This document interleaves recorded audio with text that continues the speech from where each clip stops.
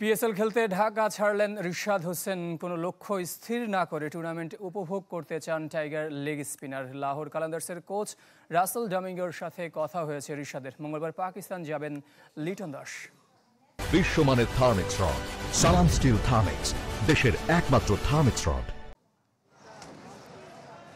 স্বপ্ন পূরণের পথে রিশাদ হোসেনের। অবশেষে তিনি যাচ্ছেন বিদেশি ফ্র্যাঞ্চাইজি লিগ খেলতে। এনওসি না পাওয়ায় গেল বছর বিগ ব্যাশে হোবার্ট হারিকেন্সে খেলতে পারেননি টাইগার লেগ স্পিনার। তবে এবার সে আক্ষেপ ঘুচতে চলেছে শাহিন শাহ আফ্রিদি, হারিস রউফ, স্যাম বিলিংসদের সাথে লাহোর কালান্দার্সে খেলবেন রিশাদ হোসেন। কোনো ব্যক্তিগত লক্ষ্য নেই, সময়টা উপভোগ করতে চান বাংলাদেশ স্পিনার। আপাতত কোনো প্ল্যান করি না, আপাতত যাই এনজয় করি, দেখা যাক। খেলা শুরু হলে ইনশাল্লাহ প্ল্যান করবো। সবাই দোয়া করবেন, দেশবাসী সবাই দোয়া করবে, আমি ইনশাল্লাহ চেষ্টা করবো ভালো দিতে। রিশাদ গুরু হিসেবে পাচ্ছেন আলোচিত সমালোচিত রাসেল ডমিঙ্গোকে। লাহোর কালান্দার্সের দায়িত্বে টাইগারদের সাবেক হেড কোচ বিমানে ওঠার আগেই ডমিঙ্গোর সাথে কথা হয়েছে রিশাদ হোসেনের। ভালো লাগা কাজ করতেছে, আগে একটু কথাবার্তা হয়েছিল বা কাজ করছিলাম, তো ভালো লাগবে ইনশাল্লাহ। হ্যাঁ, কথা হয়েছে।